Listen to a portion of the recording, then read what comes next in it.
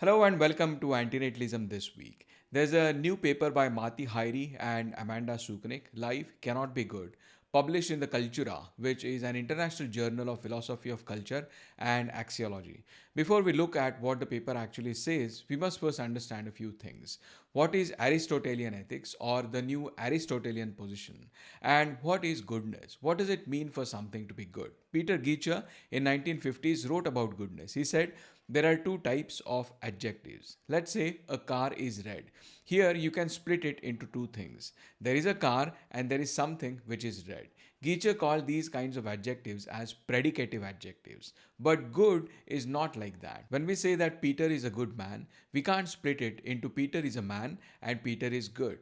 That's because Peter is good raises the question of Peter is good for what? Peter might be a good butcher, but a very bad vegan, and so on. So, goodness and badness are not separate properties, they are inherent attributes of a thing and its context. That's why Peter Geacher calls these attributive adjectives. And although Geacher does not say this in his paper, to me, it seems like he's saying that good or bad are emergent properties, like emerging out from the more inherent properties and their interaction with the context. Mati and Amanda's paper says that this quality of goodness and badness has been used by some Aristotelian ethicists to claim that the state of affairs cannot be said to be good. And since state of affairs cannot be said to be good or bad, any outcome based theory becomes invalid because it rests on the outcome of the state of affairs. For example, utilitarianism will need some state of affairs to be good, either with maximum well being or minimum suffering. And so Aristotelian ethicists reject utilitarianism. Geacher's claim imposes a substantive constraint on moral theory.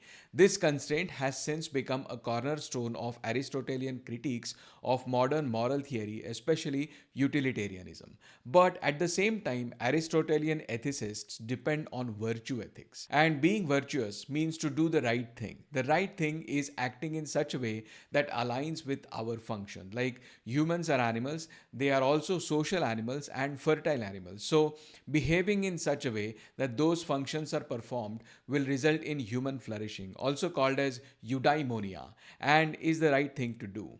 And although Mati and Amanda don't say this in the paper, but if everyone acts virtuously, then goodness will automatically emerge in the world. But if that's what you want for goodness to emerge into the world, you are admitting outcome based approach. Procreation is an example of this. If you don't think that the world is not good in the sense that it doesn't have a separate property of being good, then we can't bring children into this world for the sake of that child.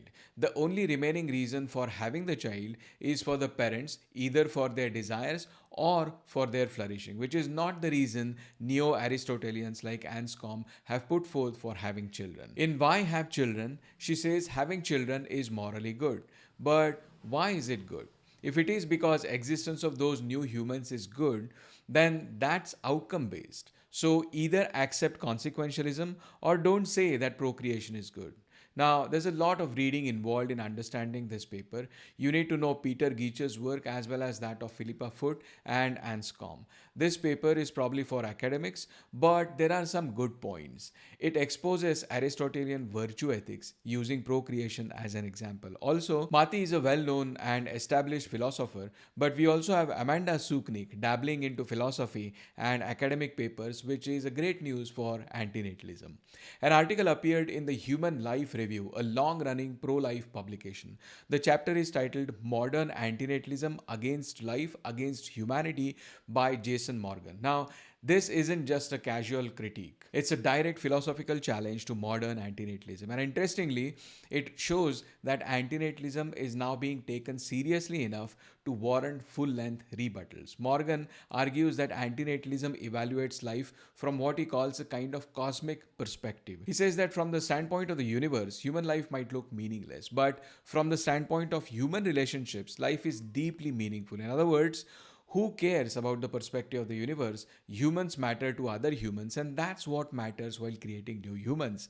Another point is individualism. Morgan accuses Benatar and others of focusing on individuals, but real human life is lived relationally. We don't exist as an island.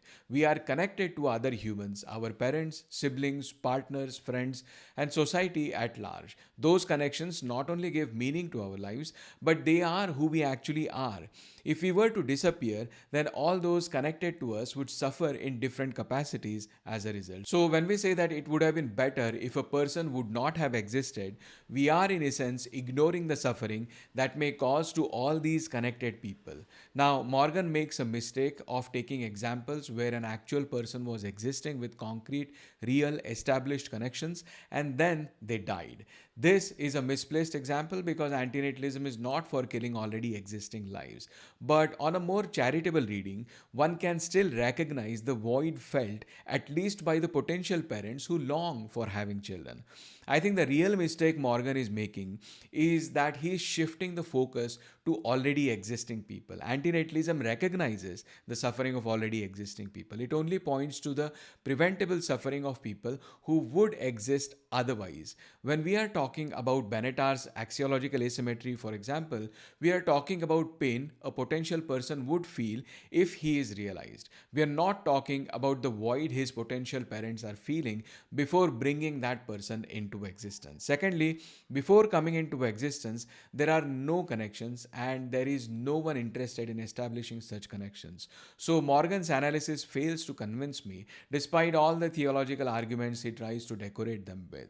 Now, slightly off topic and indirectly related to antinatalism news, Quaker Concern Over Population or QCOP is having their first in-person meetup since the pandemic. It will be in Birmingham, UK at the address you see on your screen on Saturday, February 28th, 12:30 in the afternoon. This is about consequences of population growth.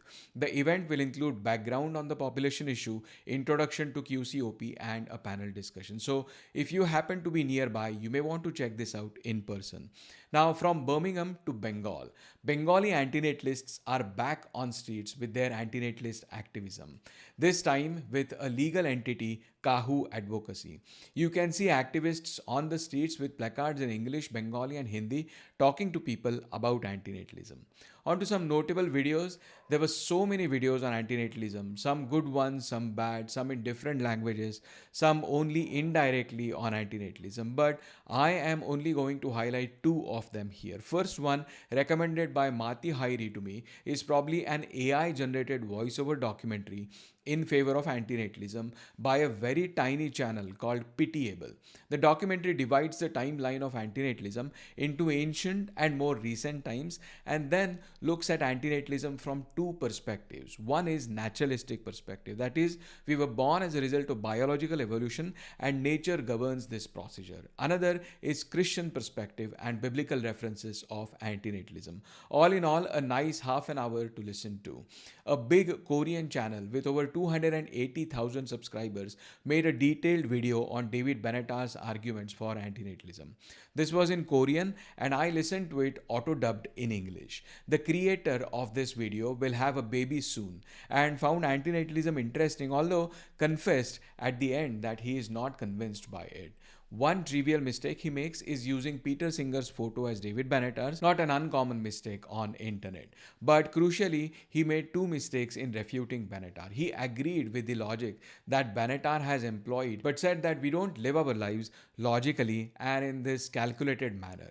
He also makes the mistake of taking pleasure and pain in Benatar's arguments literally. Benatar has clarified later that they were just examples of benefits and harms in life. Lastly, he stressed that more important than that of the calculation of pain and pleasure is the experience we get through life. In other words, life is an experience rather than a calculation. But he does not go into explaining what kind of experience. We actively avoid certain experiences and pursue others, and they are generally guided by this calculation of pain and pleasure or benefit and harms at large. And those were the updates about antinatalism this week. There was a paper which had cursory reference to antinatalism called The Sabbath Was Made for Man on Dynamic Stability as a Meta-Ethical Criteria by Cameron Harvick and Quddus Bawa Alha. The reasons I have not covered this paper are: one, it only contains reference to rejection of antinatalism as something to be ruled out, and secondly, I could not understand what was being said in that paper. But I'll include the link in the description anyway. Let me know what you get out of it. And as always, thanks for watching. See you next time.